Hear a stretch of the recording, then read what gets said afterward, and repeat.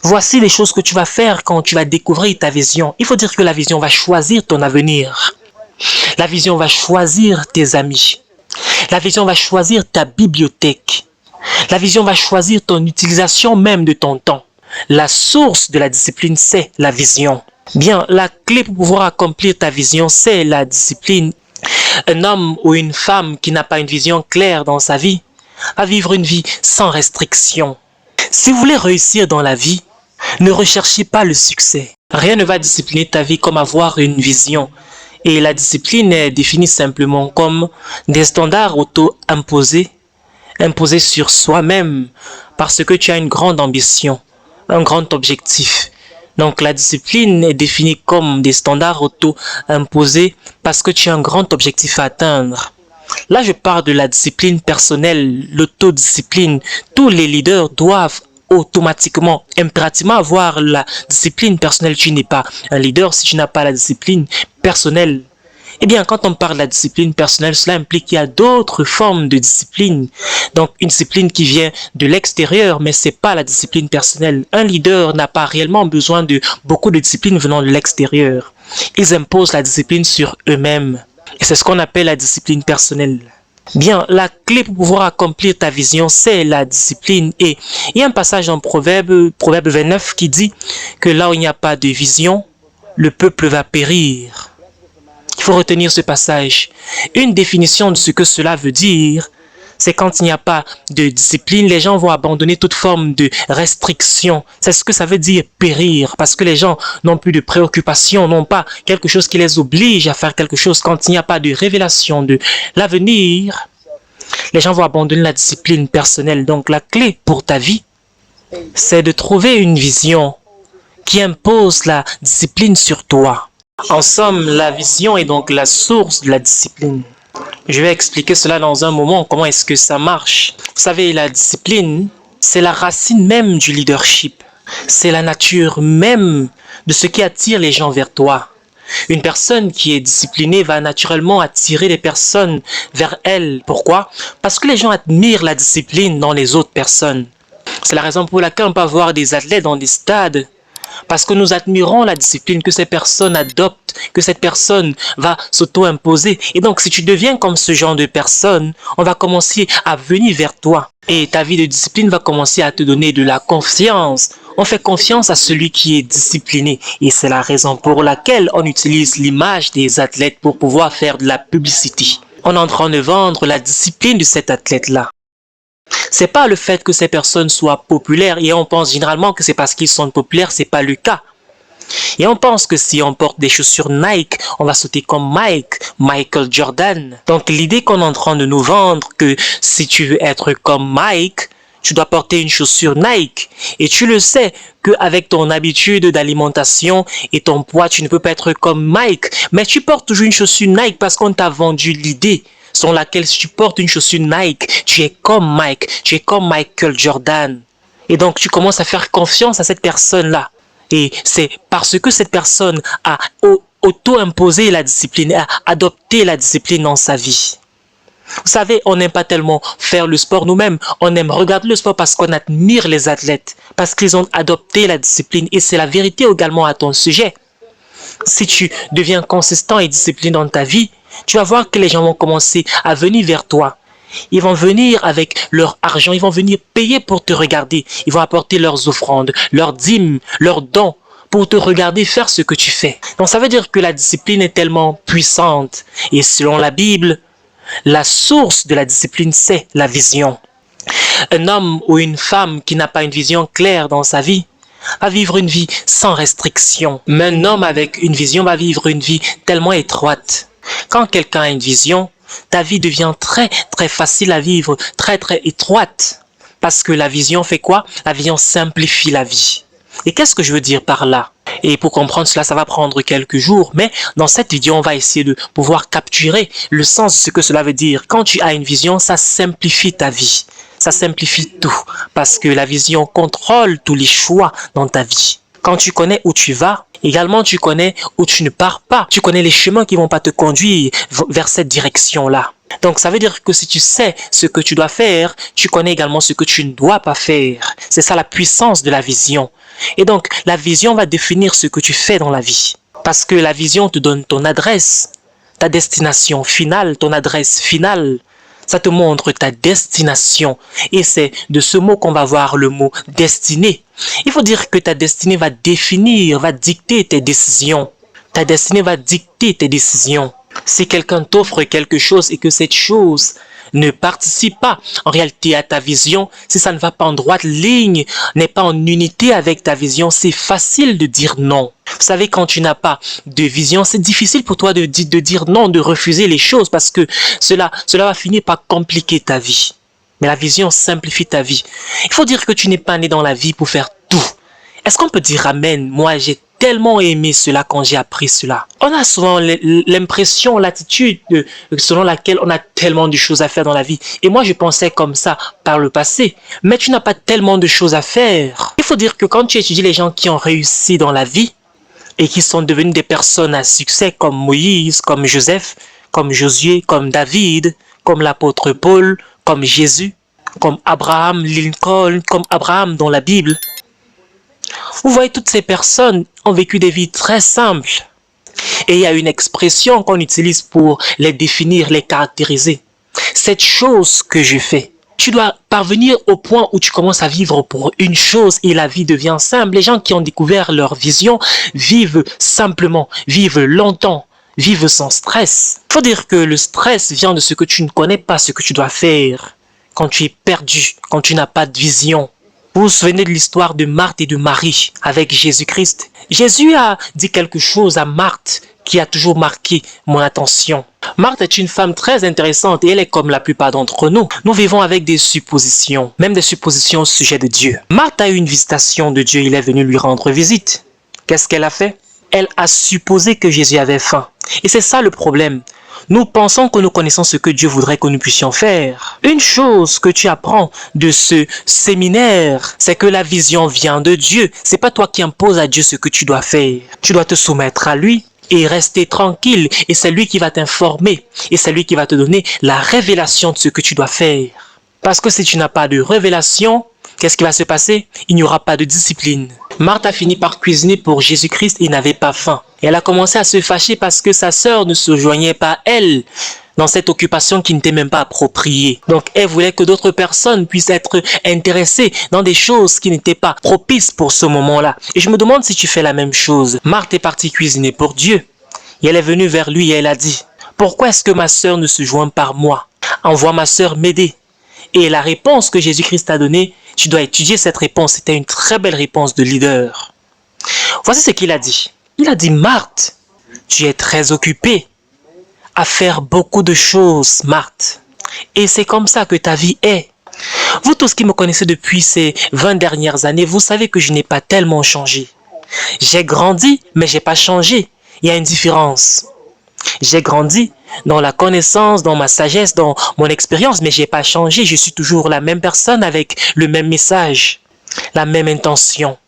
Et cela va simplifier, et ça simplifie ma vie. Jésus dit, tu es très occupé à faire beaucoup de choses. Tu essayes de faire tout. Tu essayes d'être tout pour tout le monde. Et il a dit quelque chose au finish. Il a dit, Marthe, écoutez cette réponse. Très peu de choses sont nécessaires. Ça, c'est une très belle réponse. Il a dit, dans la vie, il y a tellement de millions de questions. Mais il y a très peu de choses qui sont nécessaires, Marthe. Que je te pose une question maintenant à toi, cher ami. Est-ce que les choses que tu as faites au cours de ces derniers 11 mois, est-ce que c'était nécessaire? Tu pourrais être choqué. La question donc est, qu'est-ce que ça veut dire quelque chose qui est nécessaire? Comment on définit quelque chose qui est nécessaire? La réponse est dans la Bible. C'est facile de trouver la réponse à cela. C'est dans la Bible. Être nécessaire selon l'apôtre Paul est défini ainsi. Dans 1 Corinthiens au chapitre 6. Il dit, tout est permis. Tout m'est permis. Je peux faire tout ce que je veux faire. Mais ce n'est pas tout qui est utile, qui me bénéficie. Intéressant. Peu importe l'âge que tu as aujourd'hui, tu vas bientôt mourir. 70 ans, c'est pas très long, donc tu n'as pas le temps de faire tellement d'erreurs. Et donc, si c'est que tu as 40 ans, tu as déjà probablement vécu plus de 50% de ta vie. Donc, tu ferais mieux de pouvoir définir très rapidement ce qu'on appelle ta vision pour ne plus gaspiller ton temps sur terre. C'est pas un temps de pouvoir expérimenter avec ta vie. C'est un temps pour vivre de façon intentionnelle. Tu dois connaître où tu vas. Il n'y a pas le temps de prendre des déviations n'importe comment. Tu ferais mieux de connaître ta destination à partir de maintenant. Pour pouvoir connaître où tu es en train de partir, une idée claire de où tu es en train de partir, ta destination, ta destinée. Parce que tu n'es pas en train de devenir plus jeune avec le temps qui passe. Il dit à Marc, il y a très peu de choses qui sont nécessaires. Il y a des personnes dans ta vie qui ne sont pas nécessaires aujourd'hui. Certains d'entre vous avaient la mauvaise compagnie. Et ces personnes sont en train de gaspiller ton temps. Tu manges avec eux, tu joues avec eux, tu regardes la télévision avec eux, tu pars au cinéma avec eux. Tu pars dans des fêtes, des célébrations avec eux. Et Dieu te dit que tu n'es pas en train de partir là où tu es supposé partir parce que ces personnes sont des distractions pour toi. Certains livres que tu es en train de lire aujourd'hui, que tu achètes aujourd'hui ne sont pas nécessaires. Des livres romantiques, des magazines, de mode et tout cela, très souvent ne t'amènent pas vers tes objectifs, vers ta vision, vers ta destination. Quand tu as une vision, tu connais exactement ce que tu dois lire. Cela simplifie la vie. Tu connais les livres que tu ne dois pas acheter. La vision va dicter tout dans ta vie. Que je vous donne certaines indications. Comment ça va contrôler ton pouvoir de choix. Il y a une phrase que je vais vous donner, probablement vous connaissez, quand on dit que tu es un touche-à-tout, mais tu ne maîtrises rien. Tu deviens un leader quand tu connais la chose que tu dois maîtriser. Toute chose que tu fais est supposée être motivée par ta vision. Toute chose. La vision est supposée être la source de ta motivation humaine. Ça simplifie ta vie. Est-ce que vous savez pourquoi beaucoup de gens sont pauvres? Vous savez, la pauvreté, c'est pas vraiment un problème, c'est un résultat. Beaucoup de gens sont pauvres. Pourquoi? Parce que beaucoup de gens ne savent pas qui ils sont. Qu'est-ce qu'on veut dire par là? La vision te donne de t'identifier. Tu peux t'identifier devant les gens qui sont dans le monde. On peut te reconnaître à quelque chose parce qu'on connaît qui tu es. On sait quand on veut une chose précise. Quand on veut une chose précise, on vient vers toi parce que tu t'es identifié devant ces personnes. Je vais vous dire quelque chose maintenant. Écoutez s'il vous plaît. Si vous voulez réussir dans la vie, ne recherchez pas le succès. Cherchez à devenir une personne de valeur. Je vais expliquer ce que cela signifie dans un moment. Si tu veux réussir dans la vie, s'il te plaît, ne recherche pas le succès. Cherche à devenir une personne de valeur. En d'autres mots, qu'est-ce que cela veut dire? Deviens une personne de valeur et on va te payer pour qui tu es. Deviens une personne de valeur et les gens vont payer pour tes services, pour tes produits. Et c'est exactement ce qu'on fait avec de l'or, avec du diamant, avec de l'essence, avec de l'eau. Dans notre société, ces choses sont importantes et ces choses ont de la valeur et c'est pour cela qu'on paye de l'argent pour ces choses. Parce qu'elles ont de la valeur, donc deviens comme de l'or. En d'autres mots, développe un don dans ta vie qui va devenir quelque chose qui a de la valeur et on va te payer pour cela. Juste pour une performance, juste pour un conseil, juste pour une expérience, juste pour une capacité. Un jour, j'ai discuté avec un motivateur du nom de Les Brown. Et on est devenus amis durant les dernières années. Et un jour, on était en train d'organiser une conférence ensemble aux États-Unis. Et je lui disais que j'ai reçu une invitation pour aller donner une conférence dans une entreprise. Et je lui ai demandé combien est-ce que je dois demander comme paiement après cette conférence. Et il m'a demandé quelle valeur est-ce que tu penses que tu as pour cette entreprise. Et j'ai dit je ne sais pas. C'est vrai que je viens de commencer dans ce domaine du business en tant qu'orateur international, peut-être 5 000 $. Il a dit, et c'est tout ce que tu penses que tu vaux? Et j'ai dit, ils veulent seulement que je parle pendant 1h30. Et il a dit, est-ce que tu penses que c'est ce que tu vaux? Et j'ai demandé, combien est-ce que toi tu demandes? Et il a dit, moi je demande au moins 25 000 $ comme prix de départ. Et il a dit, si tu demandes moins que cela, j'aurais honte de toi. Il a dit, moi je pense que tu es meilleur que moi, Miles. Il était sérieux au sujet de cela. Et dans le contrat, j'ai donc mis 25 000 $. Et le chèque était dans le mail le lendemain. Deviens une personne de valeur. Ne recherche pas le succès. Quand je vous donne un autre exemple sur comment est-ce que ça fonctionne. Si quelqu'un doit penser à quelque chose qui les rappelle de toi, qu'est-ce que cela va être? C'est une question très sérieuse. Parce que si on ne pense jamais à toi, ça veut dire que tu n'es jamais devenu une personne de valeur. Cela veut dire que tu es devenu un touche-à-tout et tu ne maîtrises rien. Tu ne maîtrises rien du tout. Quand tu penses à Tiger Woods, tu penses à quoi? Tu penses au golf, tu penses à Michael Jordan, tu penses au basketball. Quand tu penses à Barbra Streisand, c'est une actrice. C'est une bonne réponse. Barbra Streisand, elle n'est pas seulement actrice, elle est également une chanteuse. Elle a développé 2 dons. Quand on appelle ton nom, on pense à quoi? Le problème, c'est qu'on ne pense même pas à toi. Deviens si bon dans un domaine qu'on ne peut pas t'ignorer. Le monde est rempli de personnes générales. Tu es en train d'écouter ce message pour cesser d'être général. Tu n'es pas dans un groupe de personnes générales. Tu dois rentrer à la maison et décider pendant les 20 prochaines années, je vais développer une niche pour moi-même et on va devoir me trouver, on ne pourra pas m'ignorer. Vous avez suivi Jésus-Christ parler? Il a parlé avec tellement de confiance. Il dit, je suis le pain de vie si quelqu'un a faim. Il est devenu une personne de valeur. Je suis l'eau de vie si quelqu'un a soif. Si quelqu'un pense à l'eau, il pense à moi parce que je suis l'eau de vie. Il essayait de leur présenter sa valeur. Et donc les foules le suivaient parce qu'ils voulaient l'eau que Jésus-Christ donnait. La vision te donne cette découverte unique sur ce que tu es supposé maîtriser. Donc, j'ai défini dans mon livre que la vue, c'est de voir les choses telles qu'elles sont, mais la vision, c'est de voir les choses comme elles pourraient être. Donc, notez cette prochaine phrase. Il faut dire que toute vraie vision va être éprouvée pour voir si elle est authentique. Toute vraie vision va être éprouvée pour voir si elle est authentique.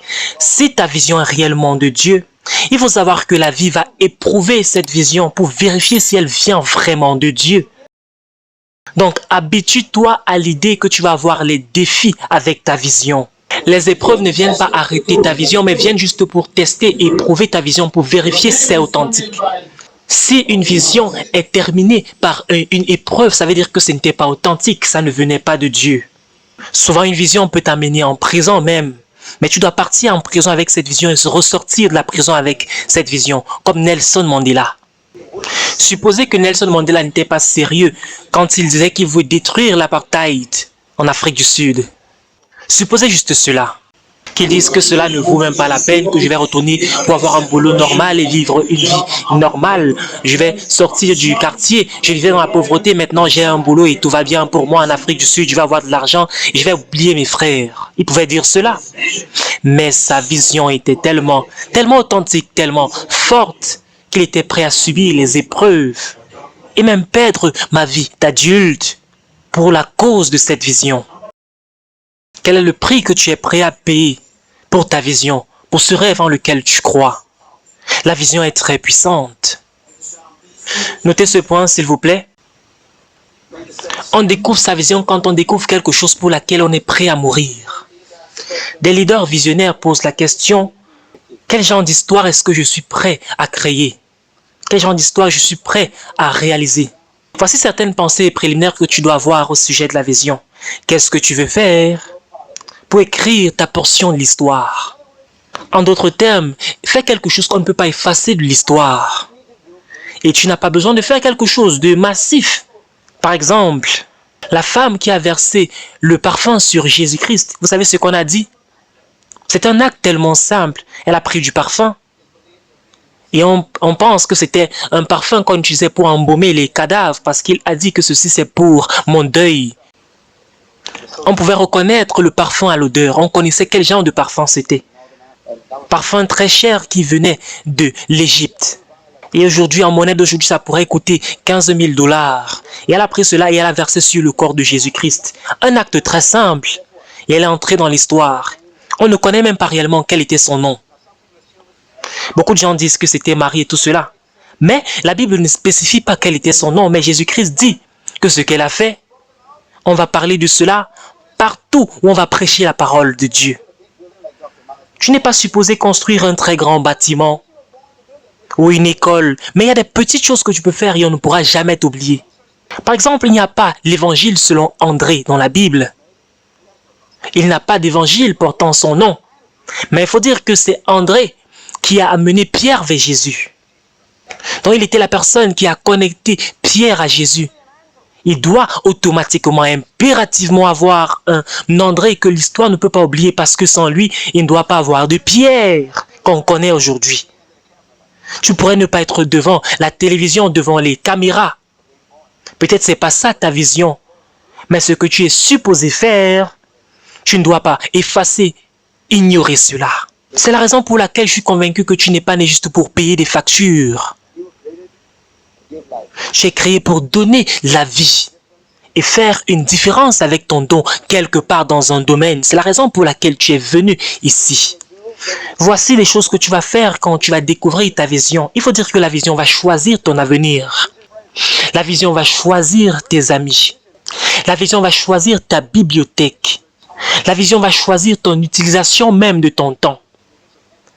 Ta vision va déterminer l'utilisation de ton énergie, comment tu dépenses ton énergie. Ta vision va déterminer les films que tu regardes à la télévision ou sur Internet. La vision va déterminer tes priorités dans la vie. Huitièmement, la vision va déterminer même ton passe-temps favori.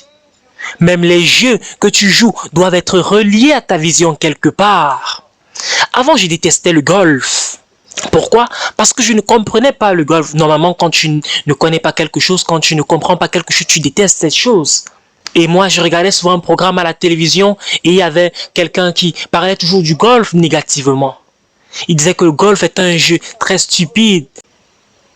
Il disait que le golf c'est un jeu que les vieillards jouent.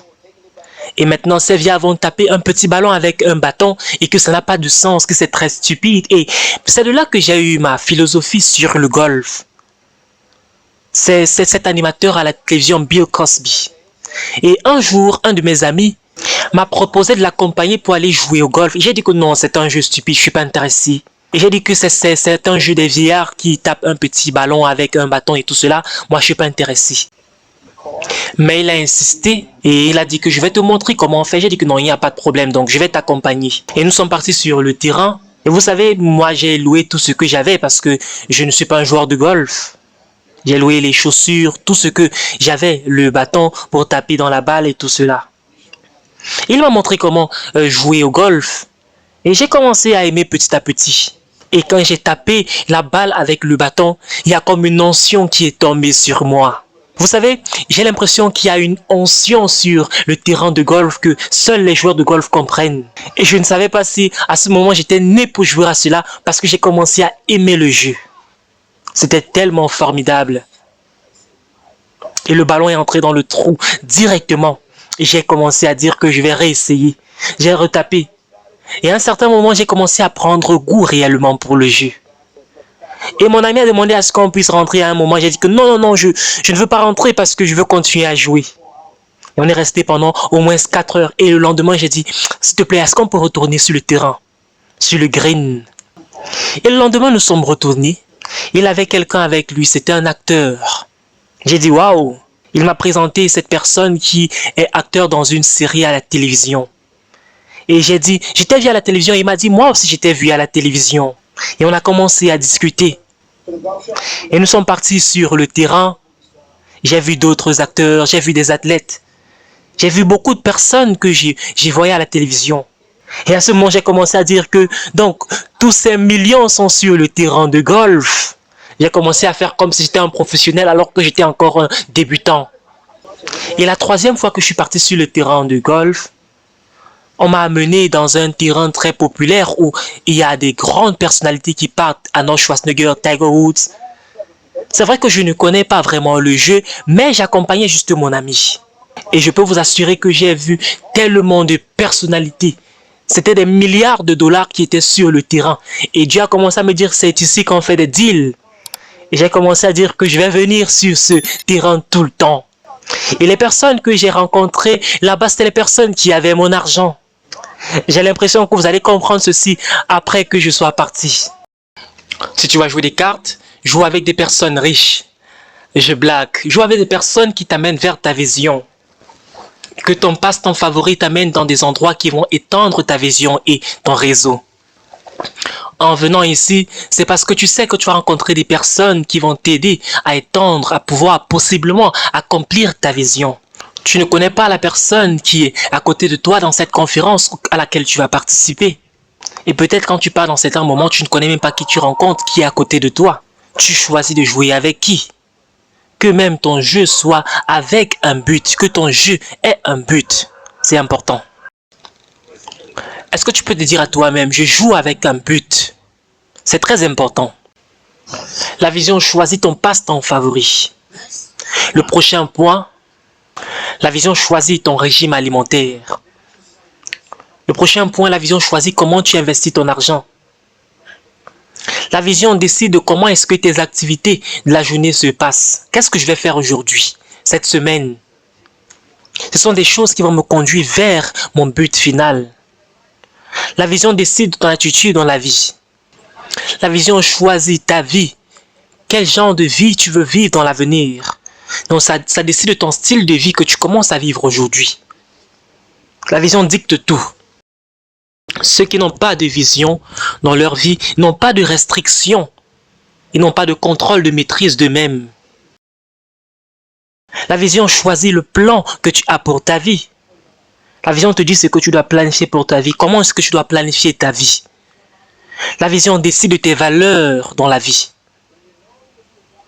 Quand tu sais ce que tu es né pour faire, cela va dicter comment tu dois te comporter et quels standards tu dois adopter pour vivre dans ta vie. La vision change tout.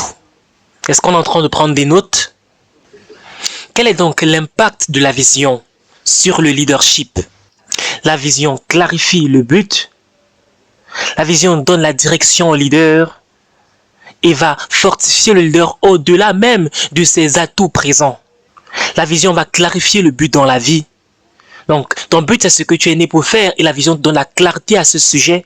Et la vision te donne de savoir quelle direction tu dois prendre, quels sont les atouts que tu as à ta disposition. La vision te permet de vivre une vie au-delà de ce que tu n'as pas encore. Même si tu n'as pas toutes les ressources dont tu as réellement besoin, mais tu commences à croire aux choses même que tu n'as pas encore l'argent pour pouvoir acheter. C'est très important. Parce que si c'est que tu dois vivre une vie comptant sur ce que tu as toujours, tu ne vas jamais accomplir de grandes choses. La vision te donne de pouvoir attirer les ressources vers toi. Il faut dire que les gens ne font pas des dons à d'autres personnes, ils donnent aux visions. Ces choses que vous appelez les subventions gouvernementales, ce sont des ressources qui recherchent des visions. Quand vous partez avoir une subvention, on ne dit pas qu'on va te donner ça pour dépenser. On va te dire que montre-moi ton business plan, montre-moi ta vision. C'est pas à toi qu'on donne cette subvention, c'est à ta vision. Et c'est ta vision qui attire la ressource. Donc c'est important que tu aies une vision suffisamment claire pour que tout le monde puisse voir cette vision comme tu la vois. Les personnes sages font des décisions qui protègent, prennent des décisions qui protègent leur vision. Sur la liste que je vous ai donnée il y a un temps, on dit la vision choisit tes amis. Je vais vous dire combien c'est important. Quand tu connais où tu veux partir dans la vie, cela décide de ta compagnie. J'ai très peu d'amis dans ma vie. Très peu. Et je ne veux pas davantage d'amis. J'ai beaucoup de personnes qui sont des connaissances. J'ai beaucoup de frères et de sœurs à l'église. Ce ne sont pas mes amis. Vous savez, vous êtes nés avec vos frères et sœurs, mais vous choisissez vos amis. Et vos amis sont plus importants que vos frères et sœurs. La Bible est claire à ce sujet. La Bible dit qu'un ami est plus proche qu'un frère.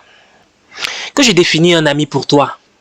Un ami, c'est tout le monde, quiconque, qui a la volonté, la détermination et qui peut t'aider à atteindre ta vision, ta destinée. Un ami, c'est quiconque qui a la volonté et a la détermination de t'aider à atteindre ta vision, ta destinée. C'est ça un ami.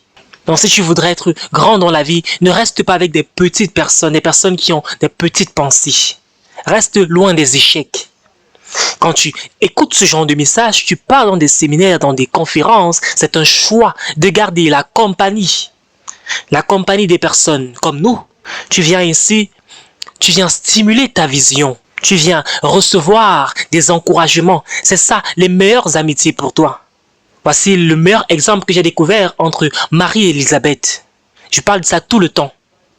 Marie était enceinte avec le plus grand don dans le monde entier. Et c'est ainsi que l'ange lui a informé que Élisabeth était également enceinte. Et quand elle est partie voir Élisabeth, c'est ainsi que les bébés ont tressailli. Il ne faut pas rester avec quelqu'un qui ne peut pas faire tressaillir ton bébé, ton don, ton rêve. Ton rêve doit être stimulé par ton ami. Tout le temps que tu es autour de tes amis, ils doivent te motiver, ils doivent te stimuler à croire que tu es également capable de faire cela. Toute personne qui est négative vis-à-vis de ton don, c'est une pollution. Ces personnes sont des experts dans l'avortement de ton don.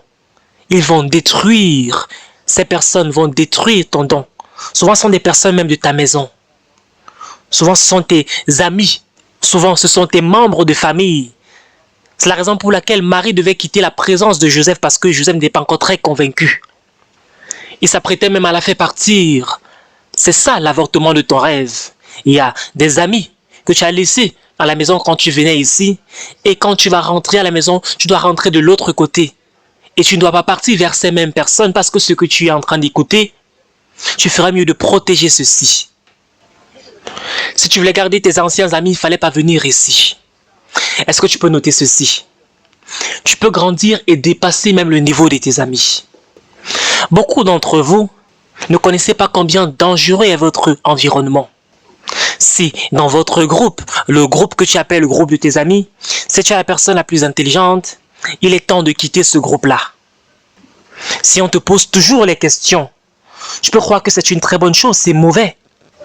Tu voudrais être dans la compagnie des personnes qui te font réfléchir, qui vont étendre ta réflexion, des personnes auprès desquelles tu vas pour des réponses, parce que ces personnes sont plus intelligentes que toi. Des personnes qui ne vont nulle part voudraient que tu puisses les accompagner. C'est la raison pour laquelle ces personnes ne veulent pas que tu quittes le groupe, parce que les personnes qui ne font rien voudraient que tu puisses les accompagner dans leurs activités qui ne produisent rien. Et maintenant, ils disent que tu veux maintenant commencer à assister à ces conférences, tu vas maintenant nous abandonner. Et absolument oui, je vais vous abandonner. Il y a des amis avec lesquels j'ai grandi dans cette île, dans ce pays, je parle des amis d'il y a 40 ans. Ils sont toujours en train de jouer les mêmes damiers, avec les mêmes tableaux et les mêmes pions de damier. Je peux toujours les retrouver. Et vous avez des amis comme ça. La vision, choisis tes amis. La vision, c'est la deuxième meilleure chose après le voyage dans le temps. Quand tu as une vision, ça veut dire que tu es en train de voyager dans le temps. Tu as la capacité de partir dans l'avenir pour voir ce qui va se passer. Et tu viens maintenant dans le présent pour réaliser cela. La vision, c'est voir l'avenir avant que ça ne puisse se réaliser. La vision, c'est que tu t'attends à plus dans ton monde que ce que tu es en train de voir aujourd'hui. La vision, c'est de pouvoir prendre des risques, d'avoir le courage, l'audace de prendre des pas de foi, oser espérer quelque chose qui est au-delà de toi-même. La vision est critique. La vision est tellement critique. Puis la vision te donne de croire à un monde meilleur. La vision devient plus réelle que le monde dans lequel tu te trouves. La vision, c'est une vue qui est illimitée. Donc quand tu es en train de citer cela aux gens, il faut mettre cela comme étant l'auteur, c'est Miles Monroe. La vision te donne de faire des choses qui sont illimitées. Je vais faire certains commentaires encore et je vais te montrer comment on écrit une vision. La vision affecte comment tu utilises ton temps, tes ressources. Ça veut dire qu'une forte vision va inspirer ta passion et sa passion va contrôler comment tu utilises ton temps. Sans la vision, la vue n'a pas d'espoir. Alors que quand tu as une vision, tu es capable de vivre dans un moment de difficulté avec une bonne attitude. Parce que tu ne vis pas au dépend de ta vue, tu ne vis pas dépendamment de ta vue, mais de ta vision. Il faut te focaliser sur ta vision parce que ce sont des personnes ainsi, des personnes comme ça qui gagnent dans la vie. Vivre dans le présent, c'est bien, mais ne te focalise pas entièrement sur le présent. Il y a tellement de dépression qui peut venir avec vivre avec le présent. Sois un agent de l'espoir. Voici comment on écrit une vision, 10 composantes. Premièrement, une vision doit être claire et simple. Quand tu écris une vision, s'il te plaît, n'aie pas peur d'écrire beaucoup de pages. Je vais t'expliquer. Le processus que j'utilise très souvent, quand j'enseigne ceci dans des formations, généralement quand je pars dans des entreprises, je dis il faut d'abord partir dans un endroit calme. Prends comme une retraite, aucune musique avec toi. Détache-toi de tout ce qui est télévision, distraction.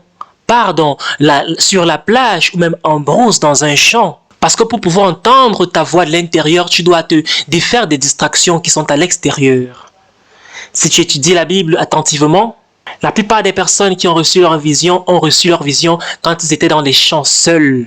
Moïse vivait en Égypte, dans une grande ville, dans une grande civilisation. Et pendant 40 ans, Dieu ne lui a rien montré. Mais maintenant, il était dans le désert en tant que fugitif, avec des brebis qui ne peuvent pas parler, aucun arbre. une terre sèche. Et maintenant Dieu dit, je vais lui parler. David était dans les champs en train de prendre soin des moutons de son père. Rien à faire. Pendant que les moutons sont en train de brouter, il a commencé à adorer Dieu. Et c'est ainsi que sa vision est venue. Joseph était sur les montagnes, il n'y avait pas de centre commercial, pas de mall. Il était là seul et Dieu lui a donné un rêve. La raison pour laquelle tu n'es pas capable de voir ta vision, c'est parce que tu regardes un peu trop. Ton cœur n'est pas capable de voir parce que tes yeux ont tellement de distractions. Si tu vas écrire ta vision, tu dois d'abord capturer ta vision. Et comment capturer ta vision? C'est quand tu te positionnes bien, d'une certaine façon, et tu peux maintenant entendre ce que Dieu a dit tout ce temps-là, toutes ces années qui sont passées. Que je puisse mettre l'emphase ici, c'est que ta vision n'est pas à l'extérieur de toi. Dieu a caché ton avenir où tu ne peux pas rater cela. On t'a dit par la religion, va rechercher la volonté de Dieu. Et depuis tu pars d'un prophète à l'autre, depuis 30 ans, tu peux avoir un évêque, tu peux avoir un autre. Certains même sont partis voir des choses qui sont même, qui ne plaisent pas à Dieu, l'astrologie et tout cela. Tu es parti faire tellement de choses pour rechercher pourquoi tu es né. Et Dieu dit, c'est stupide ce que tu fais. S'il vous plaît, suivez les vidéos que j'ai fait sur le potentiel. C'est très important, comprendre ton potentiel. Comment relâcher ton potentiel et maximiser ton potentiel. J'ai passé des années, plus de 30 ans à étudier cela. Et j'ai découvert que la vie est très facile, très simple à vivre. Dieu a tout caché en toi. Quand Dieu fait quelque chose, il met le futur de cette chose dans la chose. Donc ton avenir n'est pas quelque part ailleurs, n'est pas à l'extérieur. Ton avenir se trouve en toi, au-dedans de toi-même. Une forêt n'est pas au dehors, hors d'une semence. Il faut dire que la forêt, c'est l'avenir de la semence. Ton avenir se trouve en toi, mais il y a tellement de bruit autour de toi. Donc quand tu rentres à la maison, tu commences à allumer la télévision. Quand tu es dans ta voiture, tu commences à suivre la musique. Quand tu sors de la voiture, il y a les amis. Et Dieu dit, il y a tellement de bruit depuis les 50 ans passés. Comment est-ce que Dieu peut parler à Abraham? Il a dit, quitte ta maison. Allons parler sur la montagne. La raison pour laquelle tu ne peux pas trouver ta raison d'être, ton but dans la vie, c'est parce que tu ne crées pas du temps pour découvrir cela. C'est la raison pour laquelle certains d'entre vous, Dieu permet que vous tombez malade pour pouvoir vous clouer là, pour vous parler par rapport à votre vie. Parce que vous ne prenez pas du temps à part pour cela. Il est important de comprendre, Dieu ne joue pas le jeu du chat et la souris avec nous. Il voudrait qu'on connaisse pourquoi on est né. Et donc tu dois écrire cela. Est-ce qu'on peut noter ceci? La méditation, c'est l'aspect le plus important de la prière. Qu'est-ce que c'est? La méditation. La méditation. La méditation, c'est l'aspect le plus important de la prière. Beaucoup d'entre vous ne méditez jamais. Vous parlez tellement quand vous priez. Vous n'entendez jamais de Dieu quand vous êtes en train de parler. Et 99% de ta prière, c'est toi qui parles. Et quand tu finis de parler, pour toi, l'exercice est terminé. Et tu t'en vas. Que je vous dise ceci. Votre rêve n'est jamais révélé pendant que vous êtes en train de parler. Et nous pensons que la prière, c'est parler. Que Dieu ait pitié de nous. Je voudrais que tu rentres à la maison changé. Est-ce que tu es transformé en ce moment? Quand tu pars prier, assieds-toi, écoute Dieu, prie pendant un temps, 10 minutes, et ensuite tu écoutes Dieu te parler. Et tu vas voir que Dieu commence à te parler finalement. La méditation. La prière, c'est quand toi, tu parles. La méditation, c'est quand tu écoutes. Supposez qu'on a une conversation, toi et moi, et tu finis de parler et après tu pars. Tu n'écoutes même pas ce que j'ai à dire. C'est stupide et c'est ce qu'on fait à Dieu tout le temps. Et Dieu dit, ne pars pas, je t'ai pas encore répondu. Et toi, tu es déjà parti. Tu dis que ton temps de prière est déjà fini. Et tu continues à dire à Dieu, moi, je n'entends pas ta voix. Je n'ai pas de direction de toi. Parce qu'il dit, tu ne permets pas à ce que je puisse te donner des directions. Tu me donnes des instructions. Est-ce que c'est bien? Tu dois connaître d'où tu viens. Est-ce que je suis perdu? Le deuxième point. Écris tous tes désirs sur papier. Tous tes désirs sur papier, c'est très important. tu pourrais finir avec 10 pages. Ne sois pas étonné par cela. On n'a pas encore commencé à simplifier les choses. Écris tous tes désirs sur papier. Pense à tout ce que tu désires faire avant de mourir. Je me souviens, ma part était environ 8 ou 9 pages. Et j'ai fonctionné avec ça en tant qu'adolescent. Ne panique pas. Tu es en train de mettre tes désirs sur papier. C'est comme ça qu'on commence à écrire une vision. La Bible dit, je vais te donner les désirs de ton cœur. Et il dit, confie-toi à l'Éternel, il va te donner les désirs de ton cœur. Donc tu dois d'abord te confier à l'Éternel, tu dois lui faire confiance. Et ensuite, il va te donner les désirs de ton cœur. Il parle là de ton cœur. Il parle là de ta pensée. Ça veut dire que tous ces désirs que tu as eus depuis ces 40, 50 ans, c'était sûrement la voix de Dieu qui te parlait. Que je vous donne une phrase à noter, s'il vous plaît. La voix de Dieu est si simple que nous ignorons cela parce que ce n'est pas tellement sophistiqué pour nous. Vous avez suivi des hommes de Dieu parler comme ça, entre guillemets. Le Seigneur m'a parlé la semaine dernière et a dit, et il te fait te sentir mal. Et tu commences à dire que moi, Dieu ne me parle jamais. Et tu commences à dire que ces personnes sont tellement spirituelles. Que je viens un peu détruire ta théologie, ce qu'il voulait dire, c'est qu'il a eu une idée. Que ce soit Benny Hinn, ou Kenneth Copeland, ou tous ceux qui sont en train de dire, c'est que j'ai une idée qui ne part pas de mon esprit. Donc si c'est le cas, ça veut dire que Dieu t'a parlé pendant un très long moment. Et toi, tu ne connaissais même pas que c'était la voix de Dieu. Il ne faut pas mystifier cela. Ta vision, ce sont les pensées qui ne vont pas te quitter. Ta vision sont les rêves qui continuent à revenir dans ton esprit depuis 20, 30, 40 ans. Et tu l'as depuis que tu es petit. Tu as ces rêves depuis que tu es petit. Ta vision, c'est le désir de faire quelque chose qui continue à revenir dans ton esprit. C'est ton désir le plus profond. Je parle pas des désirs pour une maison, pour une voiture. Je parle d'un désir de changer une situation dans ton monde, dans le monde. Et je sais que c'est là. C'est la raison pour laquelle je t'ai dit que ton but dans la vie, c'est cette chose qui te rend fâché. C'est cette chose, quand tu vois, tu es énervé, tu es fâché. Cette chose qui te rend fâché, c'est ce que tu es né pour résoudre. Commence à noter cela, s'il te plaît. Commence à écrire la solution à cette chose qui te fâche. Je me souviens que je lisais dans le livre de Psaume. On disait que les pensées de l'homme juste sont toujours droits.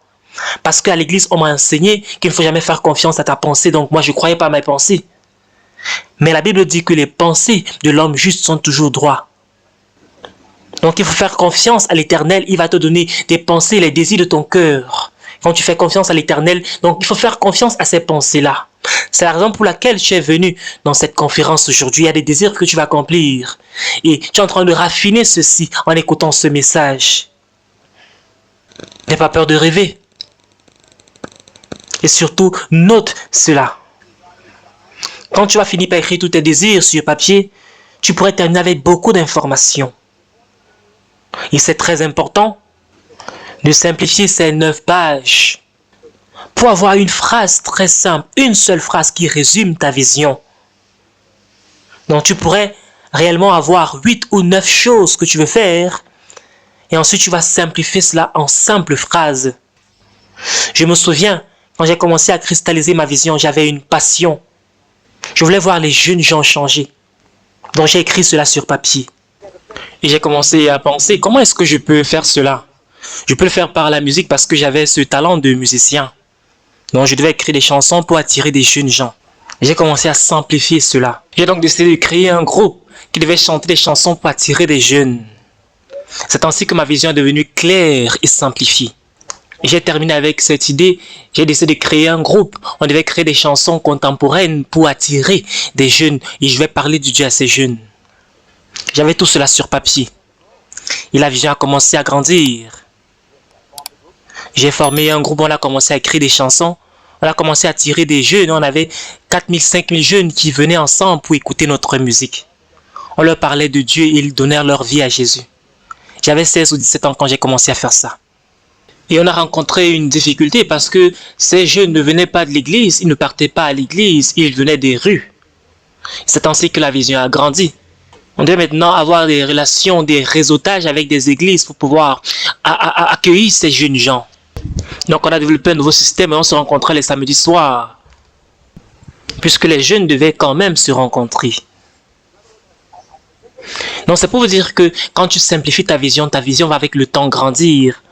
Parce que ta vision va créer de nouvelles opportunités pour résoudre davantage de problèmes qui vont surgir avec le temps. Ta vision pourra commencer quelque chose de très simple et ça va finir comme une grande entreprise.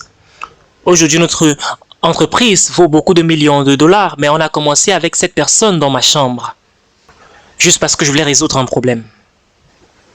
Il y a un passage des Écritures qui est très facile, mais c'est très profond. Proverbe 19, 21. Ça dit ceci: il y a de nombreux projets dans le cœur de l'homme, mais c'est le plan de l'Éternel qui va s'accomplir. Proverbe 19, verset 21. Il y a beaucoup de projets dans le cœur de l'homme, mais c'est la volonté de Dieu qui va s'accomplir. La vision doit être écrite. Est-ce que vous avez déjà entendu parler de l'Écriture qui dit, et c'est l'apôtre Paul qui parle, il dit il faut rendre captif toute pensée. Est-ce que vous avez déjà suivi cela? Et les soumettre à l'obéissance de Christ. Ça veut dire que ne reste pas seulement à penser. Il faut capturer cela. Il faut rendre ça captif. Il faut mettre sur papier.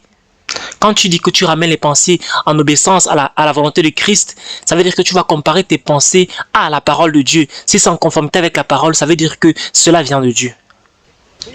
Donc si tu as une idée que tu vas construire une école pour des garçons, pour aider les garçons dans ta ville, tu vas construire une école pour aider les jeunes filles, je dois vérifier si c'est en conformité, est-ce que c'est dans la volonté de Dieu, est-ce que Dieu peut être contre cela, est-ce qu'il est pour? Tu notes, s'il est pour cela, tu vas savoir que c'est ça ta vision. Donc si tu dis que j'ai une idée de pouvoir dévaliser des banques, la question c'est de savoir est-ce que la Bible est en accord avec cela? La Bible dit tu ne voleras point. Et tu sais que ça ne vient pas de Dieu. Est-ce qu'on est ensemble? J'ai un désir d'être multimillionnaire, pour être riche, pour commencer à jouer au golf et tout cela. La question est de savoir est-ce que cela va accomplir la grande commission? Tu ne peux pas être sauvé. Tu ne peux pas être sauvé si ton objectif c'est seulement de gagner de l'argent. Et tu ne peux pas aider les autres à être sauvés. Ensuite, tu vas simplifier. Le troisième point, documente. Documenter ta vision veut dire que tu vas mettre ça sur une forme que tu sais que tu peux comprendre et tu connais maintenant ton objectif. Ton objectif serait de dire que tu veux résumer le but de ta vie en une seule phrase.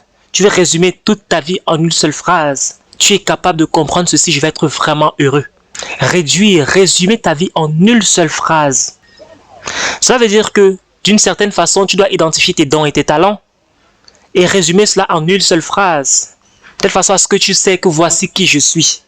Voici ce que j'amène au monde. Voici ce que je donne au monde. Voici ce que j'offre à ma génération. Voici ce que j'apporte. Voici ce qu'ils ont besoin de moi. Tu dois pouvoir résumer cela en une seule phrase. Prochain point, tu dois communiquer ta vision. Cette phrase très simple, mets cela dans un petit livret. Mets ça partout où tu es. Affiche cela. Partage cela avec des gens.